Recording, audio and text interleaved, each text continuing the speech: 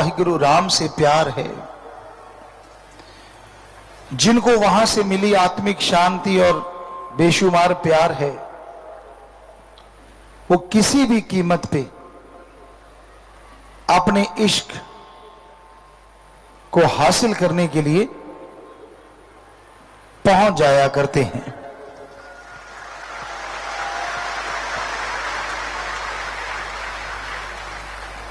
बहुत महापुरुषों ने रब्बी इश्क के बारे में बताया, गुरु सहवानों ने बताया कि चाहे आग का दरिया हो,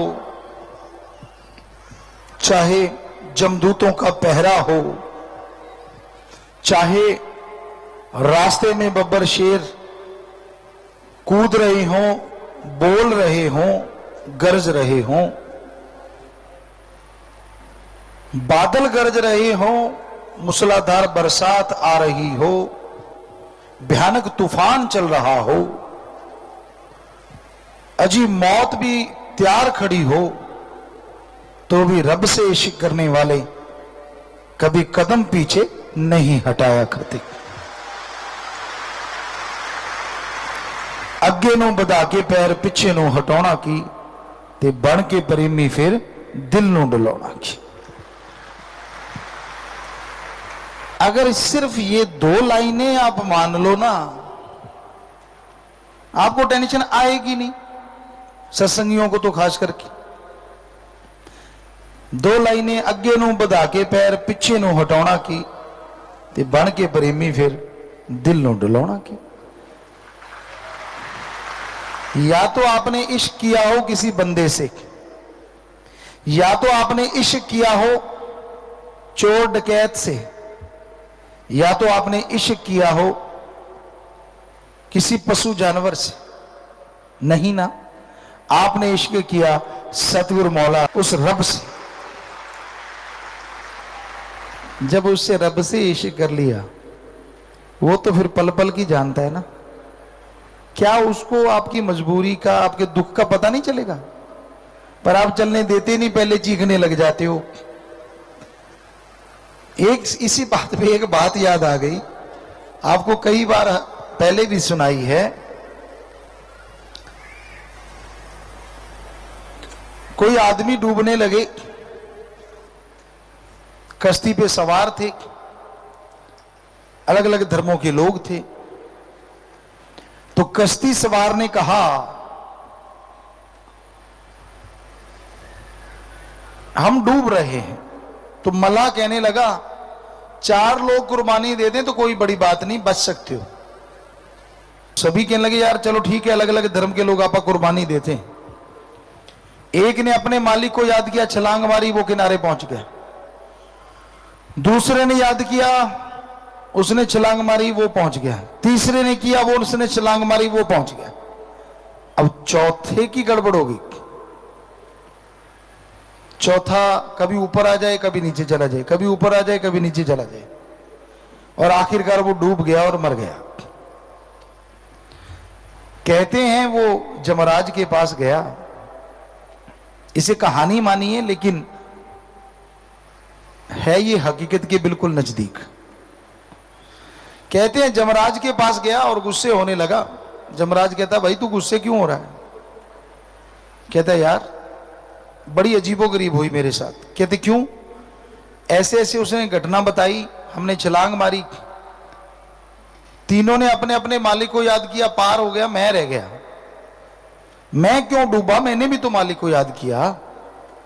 जमराज कहने लगा, हाँ बात तो आपकी ठीक है, मालिक के पास चलते हैं। मालिक के पास गए, मालिक मुस्कुराए, आ गए।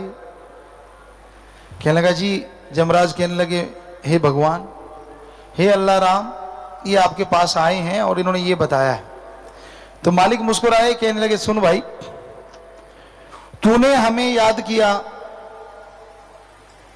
एक संगीत वाद्य बजाने के वाले के रूप में, तो हम अभी सब सारा सामान टांग टूंग के अभी सितार स्तूर उठा ही रहे थे कि आपका इरादा बदल गया। आपने कहा मुझे चाहिए जो अस्त्र शस्त्र से लैस हो। कहते मैंने बीना टांगी, बंसुरी टांगी, मैंने अस्त्र शस्त्र धारण किए ही थे, मैं भी चलने लगा तो आपका इरादा बदल गया। आप कहने लगे नहीं जी मुझे तो ऐसे नहीं, इस रूप में चाहिए। कहते मैंने वो रूप धारण किया ही था, तुझे बचाने के लिए चलने लगा, आपका इरादा फिर बदल गया। आप कहने लगे मुझे तो औरत रूप में आके भगवान बचाए। तो वो कहता जी फिर क्या हो गया, आप आ जाते। कहता मैं साड़ी बांध रहा था तब तक तो डूब गया, मैं क्या करूं।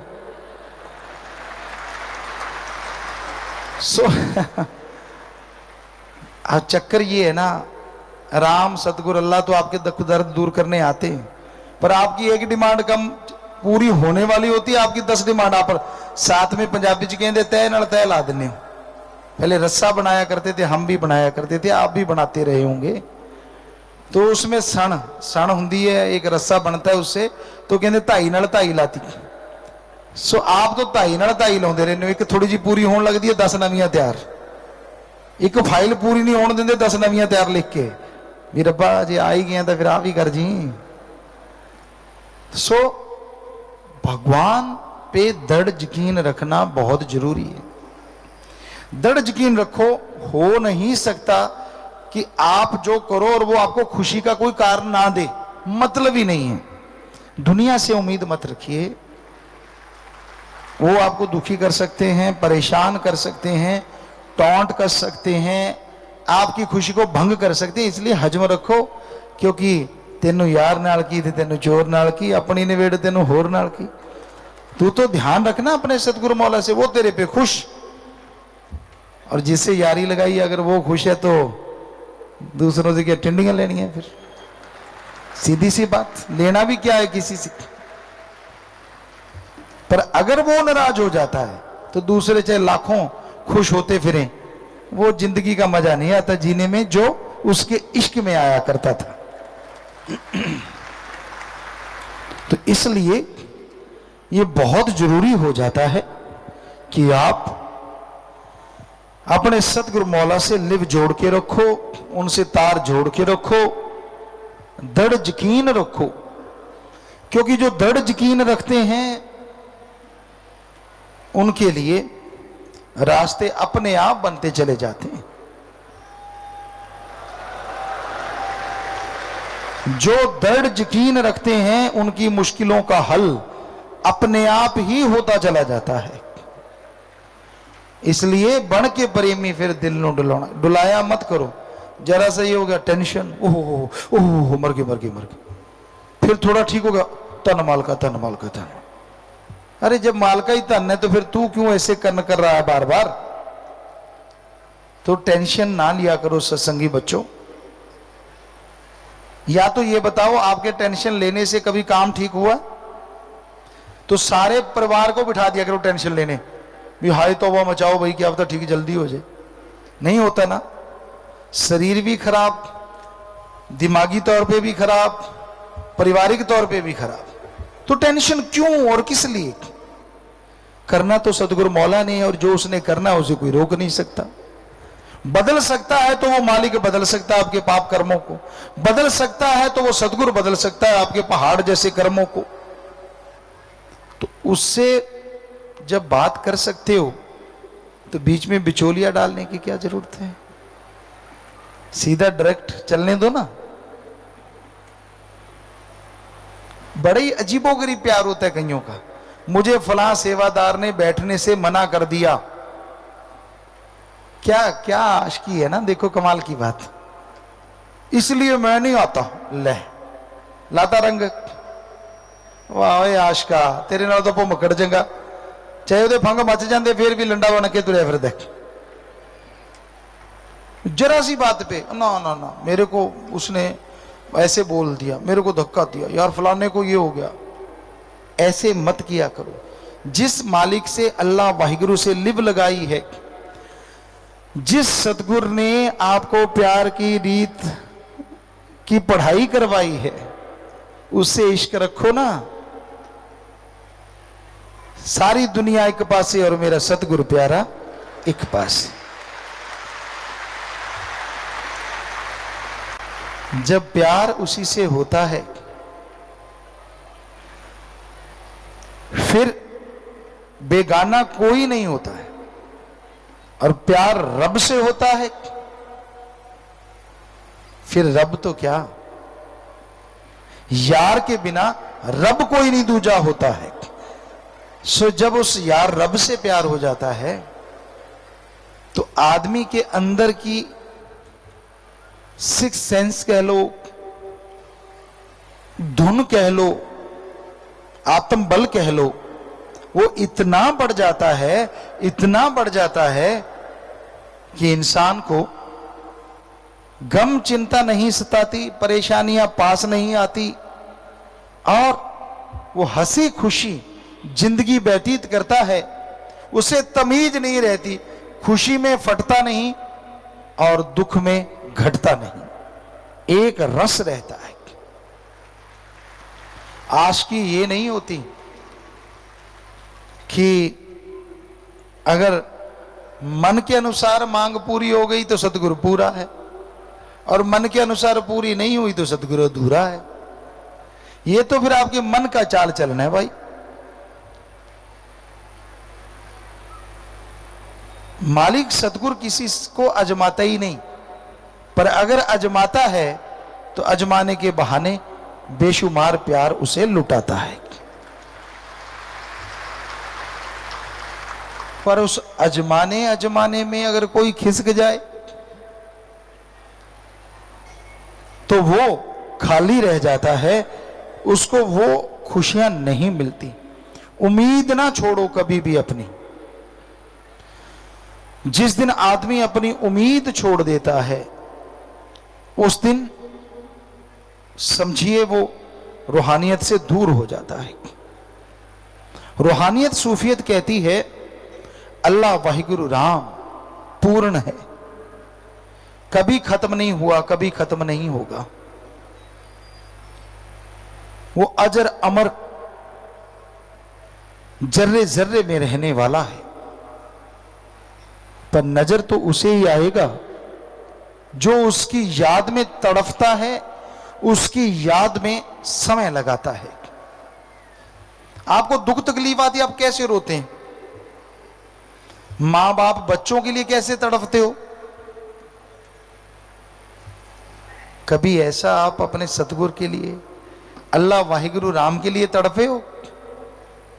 हमने कईयों को देखा है, बच्चा अगर उनकी औलाद कह दे कि नहीं ये है तो झट से औलाद के साथ हो जाते हैं, और सतगुरु मौला की परवाह ही नहीं करते।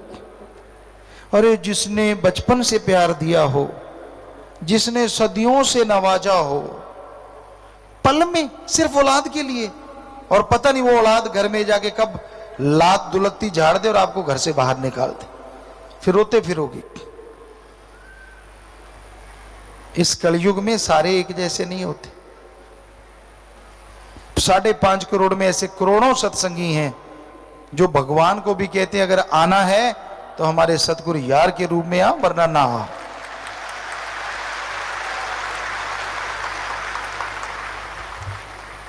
पर कोई कोई अजीबोगरीब भी होते हैं, मन के सताए भी होते हैं। जैसे गुरु साहबानों ने, पीर पैगंबरों ने बड़ा लिखा है, राज बिठाए तो तेरी बड़ाई। कहते मेरे को मालिक अहंकार ना आ जाए, तू मुझे राजा बनाता है तो ये तू ही है सब कुछ, मेरा मुझ में कुछ नहीं, मैं कुछ भी नहीं हूं। अगर तू मुझे राजा बनाए, बड़ा बनाए तो तू है सब कुछ, पर घास खुदाए तो छोड़ ना जाए। अगर तू घास मुझसे खुदवाएगा तो भी मैं तुझे छोड़ूंगा नहीं। ऐसी ताकत देना, ऐसी हिम्मत देना मेरे मालिक। यानी तमीज ना रहे इश्क में चलने की। और आपको बताएं रब्बी इश्क में जो नजारा है, अरे कहां है दुनिया के इश्क में? वो तो क्षणिक आनंद के लिए लोग पागल होकर घूमते रहते हैं, काम वासना के लिए, एक दूसरे की हाँ में हाँ मिलाने के लिए एक दूसरे का सहारा ढूंढते रहते हैं। भूल जाते हैं ये सहारे तो फानी है, पता नहीं कब छूट जाएंगे। एक सहारा लासानी है, और वो सहारा है अल्लाह वाहिगुरु राम का, सदगुरु मौला का, जो कभी नहीं छोड़ता, आप छोड़ देते हो बहुत बार, फिर पकड़ लेते हो बाजू, फिर छोड़ देते हो, फिर पकड़ लेते हो, मैं नहीं मानता, रूठ जाते हो। सतगुरु फिर मना लेता है, फिर हाँ हाँ हाँ अब मैं मानता हूं थोड़े, फिर कईयों के तो मुंह टेढ़े ही रहते हैं, हो जाता है ना, कहीं किसी की नकल करते हैं। पहले छोटे होते पंजाबी में लोग कहा करते चिबिया ना चढ़ाया कर मुंह ओमी हो जूगा, सुना करते थे ऐसे बुजुर्गों से। तो वाकई कईयों के मुंह बड़े जल्दी टेढ़े होते हैं, कई किस्म के लोग होते हैं। एक होते हैं कि छाती के बार को सह जाते हैं और सामने वाले को पता भी नहीं लगता छाती पे बार भी हो गया। और एक होते हैं कि छोटा सा कांटा भी कहीं खरोंच हल्का सा साथ लग जाए तो वो चीखते ओए मर गया मर गया मर गया मर गया मर गया। ये जज्बा इश्क का होता है। जो मालिक के प्यार में चलते हैं, कैसा गम दुख दर्द चिंता परेशानी आ जाए, अगर वो नहीं छोड़ते तो यकीन मानो सतगुरु उसके सारे गम चिंता को आग लगा देता है और खुशियों से माला माल कर देता है। पर वो जिसे प्यार करता है और खजाने लुटाता है, उसे आजमाता भी है। वो देखता है ना सामने वाला बर्तन कैसा है, कहीं मैं थोड़ा सा डालूं फट ही ना जाए, फिर क्या करेंगे? कहीं फट जाते हैं, पागल हो जाते हैं। जरा सी खुशी ज्यादा मिली नहीं और ये पुर्जा हिला नहीं, ये भी गड़बड़। जबरदस्ती मांग तो लेते हैं, मुझे दे दे मुझे दे दे, खुद बर्तन उसके काबिल नहीं होता। तो सुमरन से सेवा से बर्तन तैयार होता है, चुगली निंदा बुराइयों से बर्तन कमजोर होता है।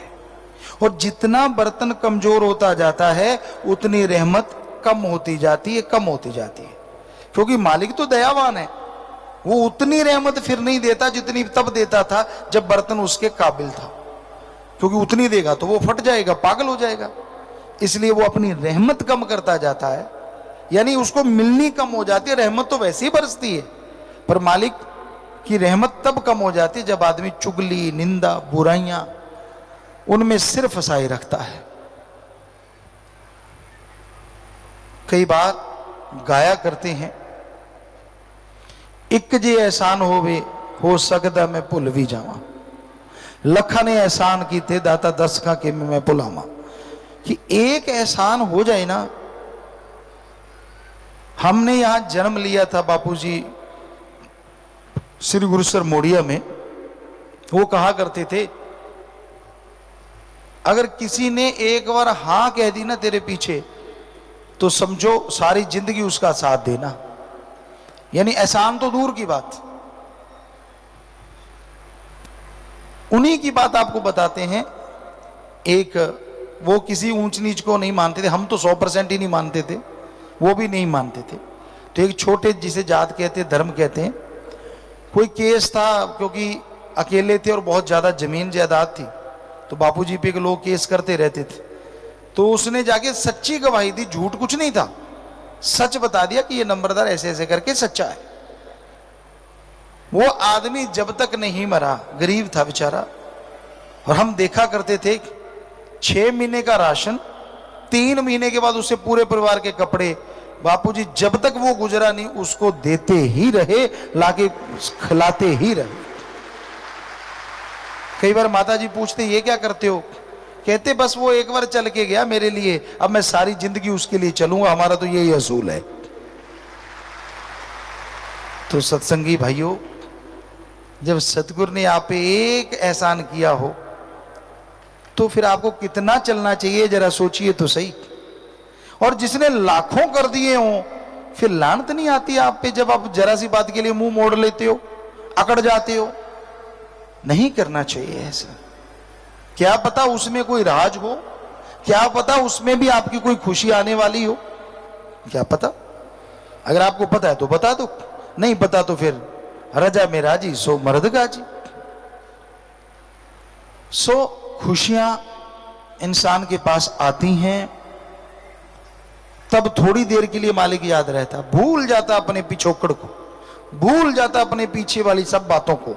क्या था, क्या मेरा होता अगर सतगुरु ना होता, वो सब चीजें भूल जाता है, मस्त मलंग हो जाता है कि नहीं नहीं मैंने जो किया खुद किया, मैंने जो बनाया मैंने बनाया। और जब बकरी की तरह मैं होती है तो कसाई की छुरी जल्दी गले पे आ जाती है। और जब उस मालिक की तरफ तू होती है तो कोई बाड़ बांका नहीं कर पाता।